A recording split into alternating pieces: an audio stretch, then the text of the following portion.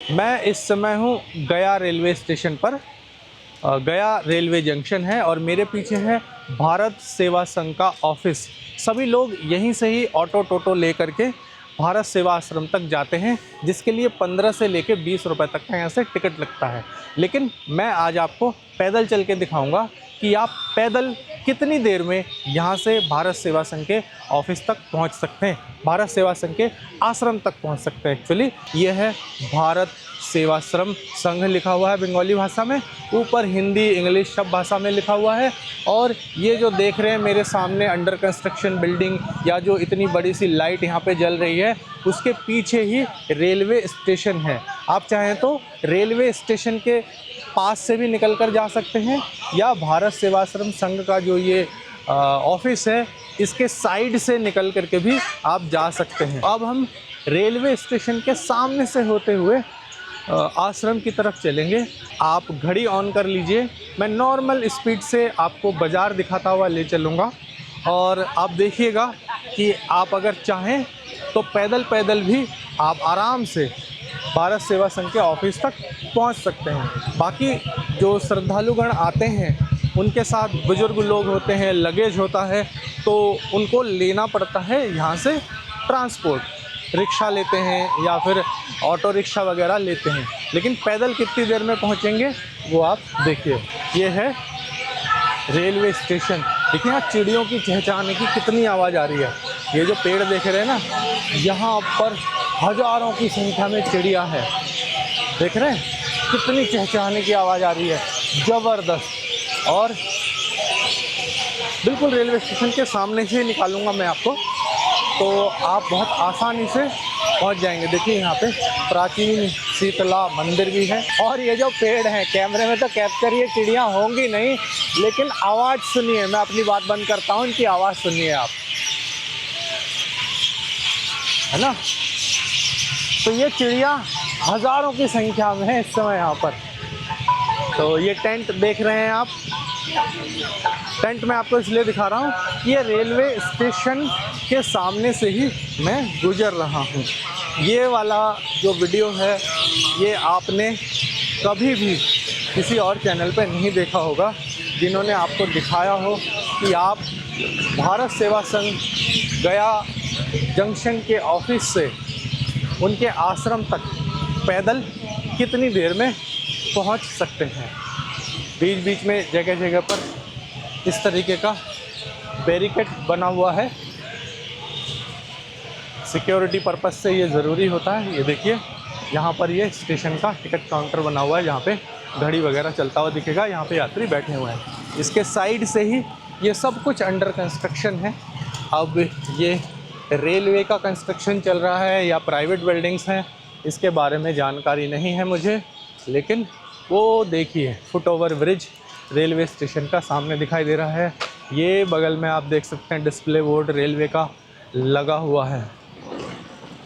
और हम लोग अभी इसको चेक करके देखेंगे कितनी देर में हम नॉर्मल स्पीड से चलते हुए भारत सेवा संघ के आश्रम तक पहुंच सकते हैं बिना किसी ट्रांसपोर्ट के मदद से।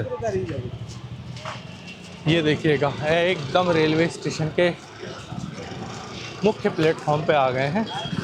और जब मैं कल आया था रात में करीबन 3:30 का वो समय था और मैं इसी जगह से बाहर निकला था। और यहाँ से बाहर निकल के जो आपने अभी पीछे मैंने दिखाया भारत सेवा संघ का ऑफिस, वहाँ तक मैं गया था और 4 बजे उनका ऑफिस खुल गया था। वो सुबह 4 बजे ही खुल जाता है और 4 बजे वहाँ पे हमारा रजिस्ट्रेशन हो गया और थोड़ी ही देर में इन्होंने हम लोगों को ऑटो रिक्शा करवा दिया और हम उसके मदद से थोड़ी सी देर में, मुझे उस समय लगा कि शायद 1 किलोमीटर होगा, 1 किलोमीटर से ज़्यादा नहीं होगा, तो उतनी सी देर में मैं पहुंच गया था। उसी को चेक करने के लिए मैं शाम को फिर यहाँ से पैदल चल के देख रहा हूँ कि कितनी देर में हम पहुँच सकते हैं। देखिए ये रेलवे स्टेशन है, ये रेलवे स्टेशन है, फुट ओवर ब्रिज है, इससे सारे लोग रेलवे के एक प्लेटफॉर्म से दूसरे प्लेटफॉर्म की तरफ जा रहे हैं और इसका कायाकल्प भी धीरे धीरे हो जाएगा। कंस्ट्रक्शन चारों तरफ इंडिया में ज़बरदस्त तरीके से चल रहा है। परेशानी क्या है, जो गया में मैं हूँ इस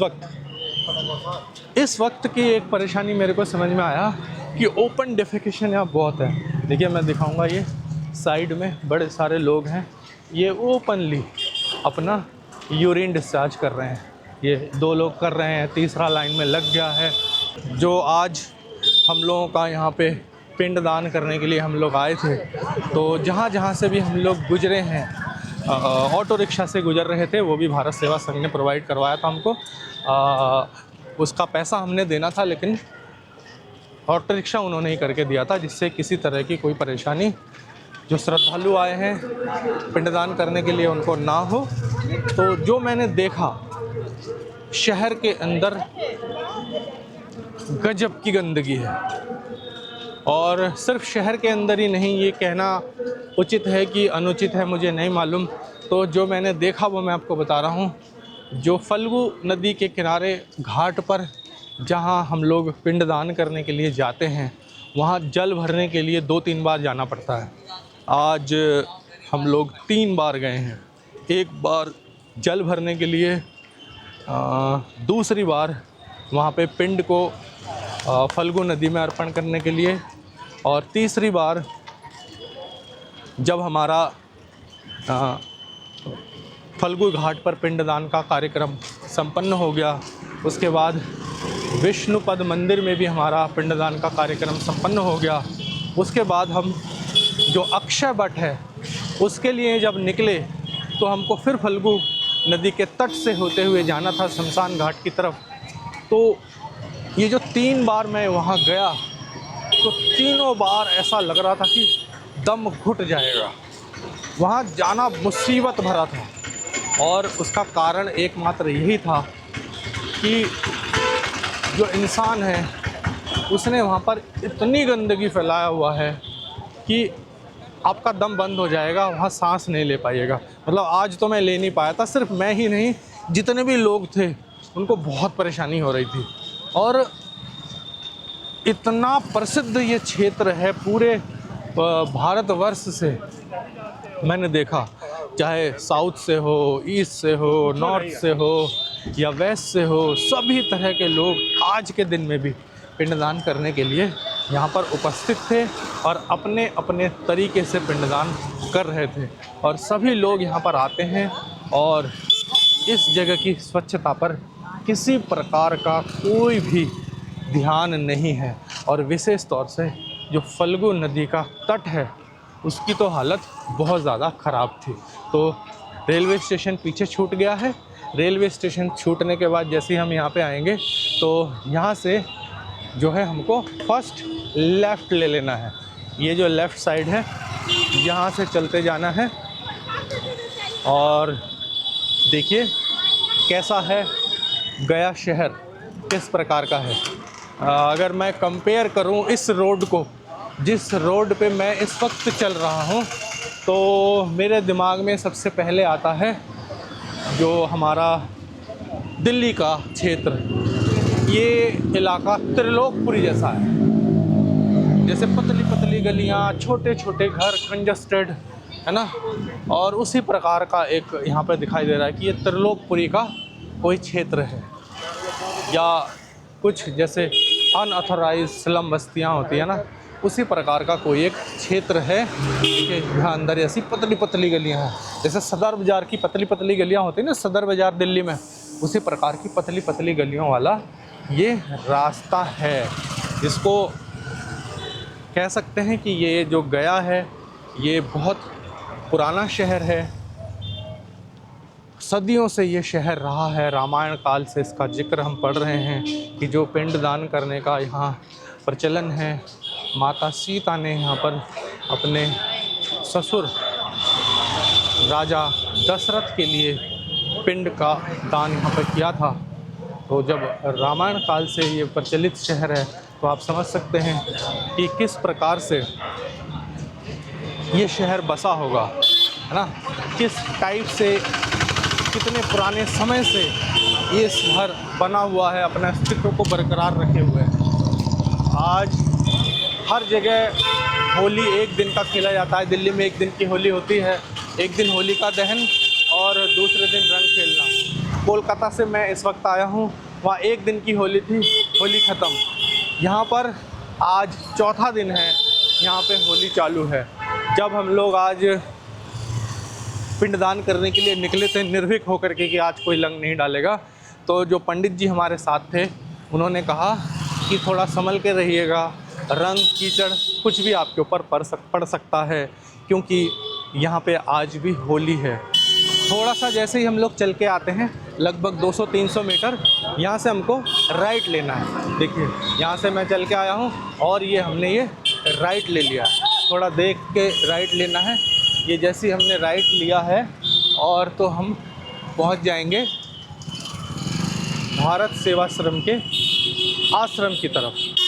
तो यहाँ पे होली आज भी है। इसका सबूत ये है कि ज़्यादातर जो दुकानें हैं आज अभी भी यहाँ पर बंद है। देखिएगा ये सारी दुकानें अभी आपको बंद दिखाई देंगी, लेकिन आप एक मोटा मोटा आइडिया इससे लगा सकते हैं कि कैसा ये शहर है। आप अगर कभी आएंगे आपको यहाँ का माहौल कैसा मिलेगा, है कि नहीं। आप देखिए कि ये आपको दिल्ली का कोई कंजेस्टेड जैसे दक्षिणपुरी है या त्रिलोकपुरी है ऐसा लगता है कि नहीं लगता है। ऐसी छोटी छोटी दुकानें त्रिलोकपुरी से तो बिल्कुल मैच करता हुआ है। और आज की डेट में शायद त्रिलोकपुरी जो दिल्ली का है, ये देखिए ऐसी पतली पतली गलियां मिलती हैं।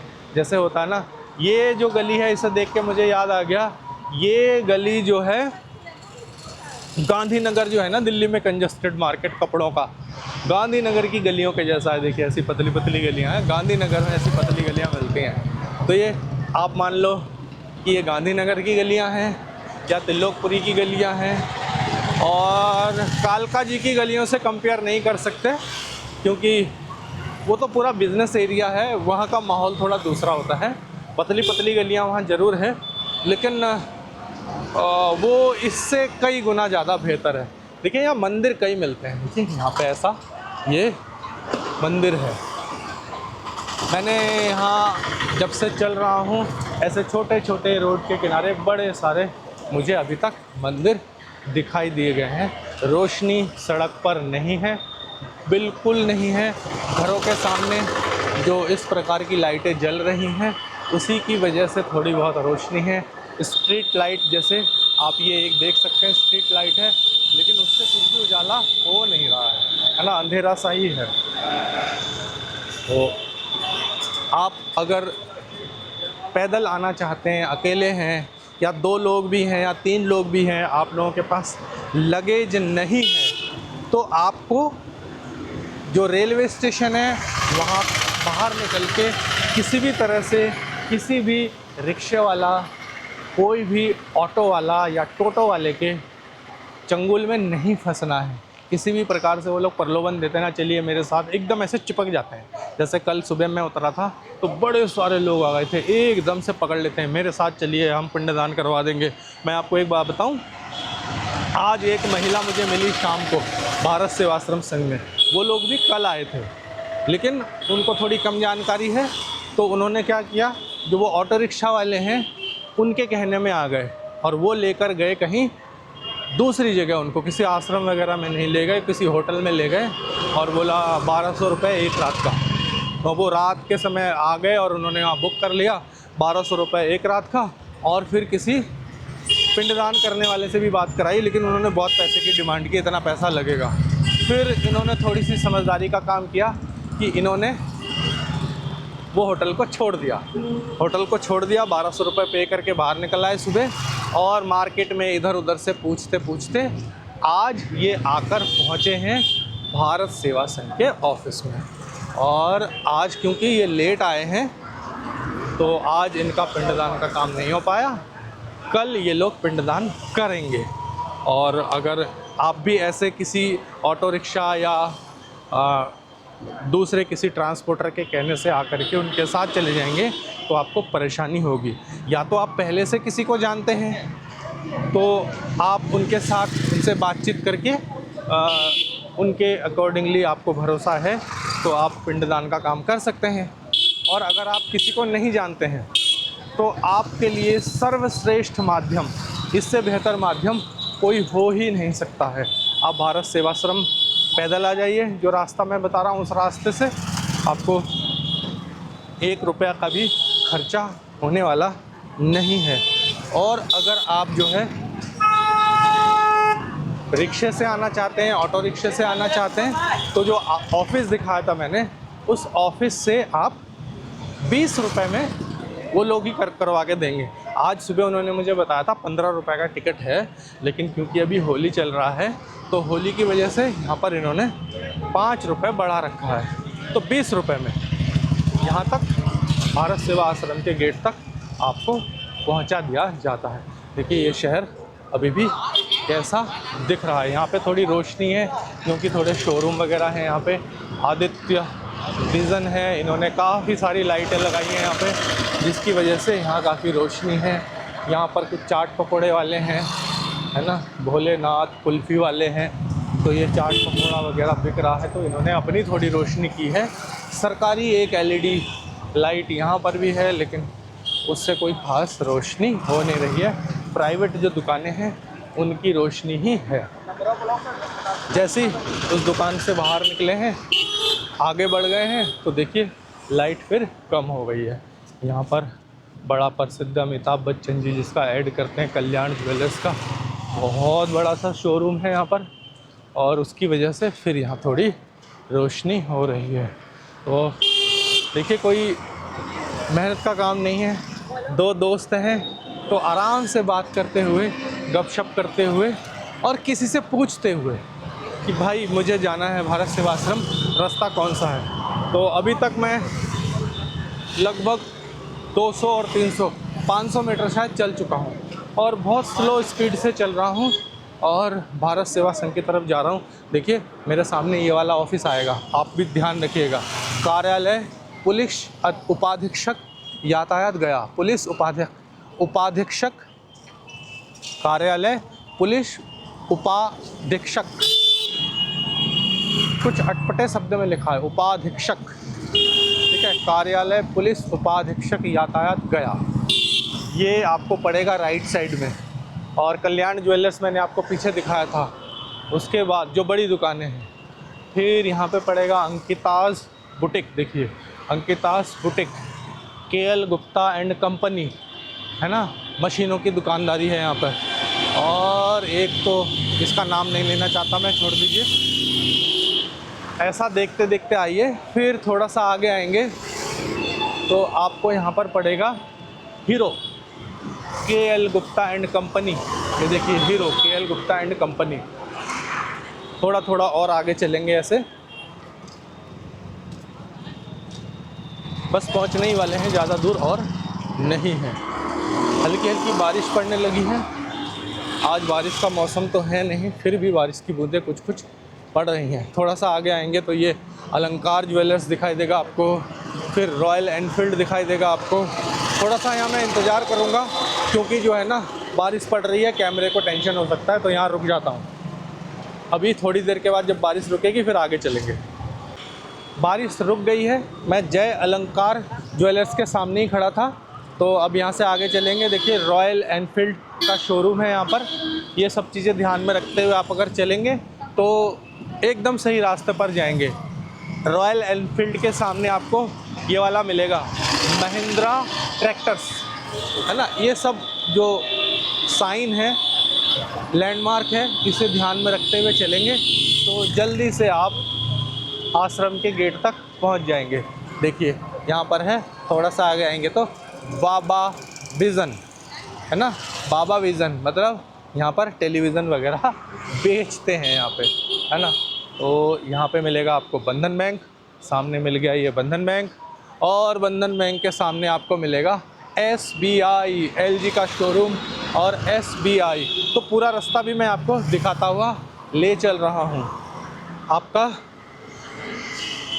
आपके पास अगर लगेज नहीं है, आपके पास अगर बहुत ज़्यादा बुज़ुर्ग लोग नहीं हैं तो आप आराम से इस रोड पे चलते हुए, है ना, रेलवे स्टेशन से बाहर फर्स्ट लेफ़्ट और फर्स्ट लेफ़्ट से फिर फर्स्ट राइट लेना है आपको और सीधे चलते जाना है। देखिए यहाँ पर मैंने बताया ना, ये है SBI से याद रखिए, मैग्मा जनरल इंश्योरेंस, वो तो रहेगा या हट जाएगा मालूम नहीं। यहाँ पे SBI है और SBI के बिल्कुल अपोजिट साइड में यहाँ देखिए HDFC बैंक है ना, तो ये याद रखिए, HDFC बैंक लेफ़्ट में है, राइट में SBI है और ऐसे हमें पैदल चलते चले जाना है। कैसा लग रहा है आपको गया का ये रास्ता, बताते रहिएगा कमेंट करके मुझे। देखिए जो मैंने बताया था मंदिर, एक और मंदिर हमारे राइट साइड में आ गया है। मंदिर के बाहर नाम तो नहीं लिखा हुआ है, कैलाश कुछ लिखा है, body builders, Kailash body builder लिखा हुआ है। बाकी भगवान जी का मंदिर है और इस मंदिर के बराबर में ही SBI क्रॉस किया और मंदिर के बराबर में ही देखिए ये आ गया भारत सेवाश्रम संघ का ऑफिस। SBI क्रॉस किया और तुरंत आ गया भारत सेवा संघ का मुख्य द्वार। ये द्वार आपको याद रखना है, इसी से एंट्री मिलती है और इसी के अंदर जा कर के आप अपना पिंडदान का पूरा कार्यक्रम कर सकते हैं। या गया घूमने आए हैं तो यहाँ पर आप कुछ समय के लिए रूम रेंट पे लेकर के आश्रम से और कुछ समय बिता सकते हैं। तो बहुत ही कम समय में बहुत ही आसानी से पैदल चलते हुए आप यहाँ आ सकते हैं। मैंने आपको ये पैदल मार्ग दिखा दिया है, रेलवे स्टेशन से किस प्रकार से आप पैदल भारत सेवा संघ तक बिना किसी की मदद से आ सकते हैं। अगले वीडियो में फिर आपसे मुलाकात होगी, तब तक के लिए नमस्कार।